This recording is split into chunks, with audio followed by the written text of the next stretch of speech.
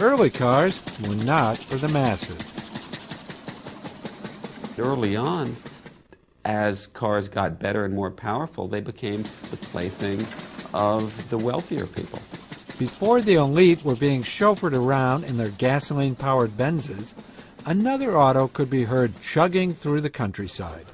Remarkably, it's still on the road today.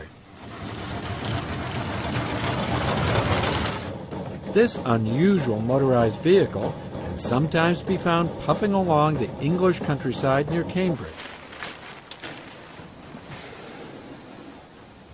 This living piece of transportation history is an 1884 Dédion et Bouton in Trapardou.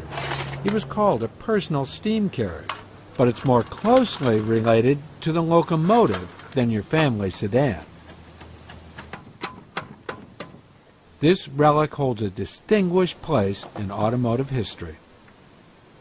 The Dédion here is particularly special in that it was made before Daimler and Benz invented the petrol engine car. Daimler and Benz both produced their vehicles in 1886, and the Dédion steamer was made in 1884. I've been running the car now for 14 years, and I think even the most eminent of historians accept the fact that this is the oldest running car anywhere in the world. There's nothing older, and that is it, the oldest vehicle capable of running on the roads legally in the world. Like many early automotive pioneers, the developer of this car faced serious skepticism. Count de Dion in France, who was experimenting with steamers and then later internal combustion cars, was passionate about trying to develop this. His family, however, got injunctions against him because they saw him as being unstable, wasting his time and effort with these inventions that could amount to nothing. They were just toys, unstable toys of a little boy's mind. Undaunted, he teamed up with two engineers, Messieurs Bouton and Trapardou, and they turned their ideas into a business. They offered these for sale. It was the first time anybody had offered a self-propelled vehicle for sale from a catalogue to paying customers, and they sold several of them. One of these revolutionary vehicles is now owned by Tim Moore, who loves its rich history. The car took part and won the world's first motor race on the 28th of April 1887. It was the personal vehicle of Count de Dion himself.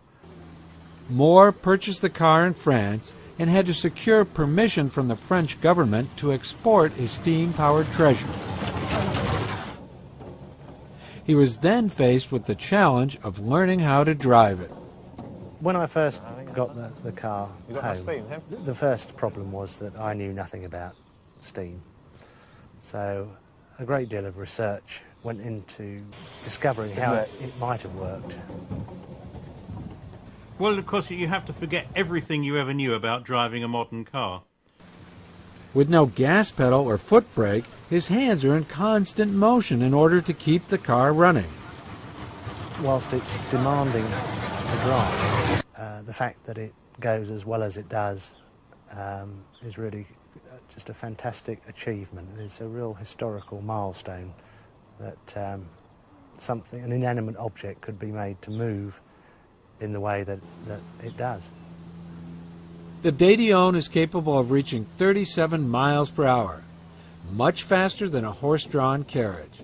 Count Dédion's plaything showed that the auto could be a viable transportation option, but he'd be surprised to see his revolutionary vehicle still running over 100 years later.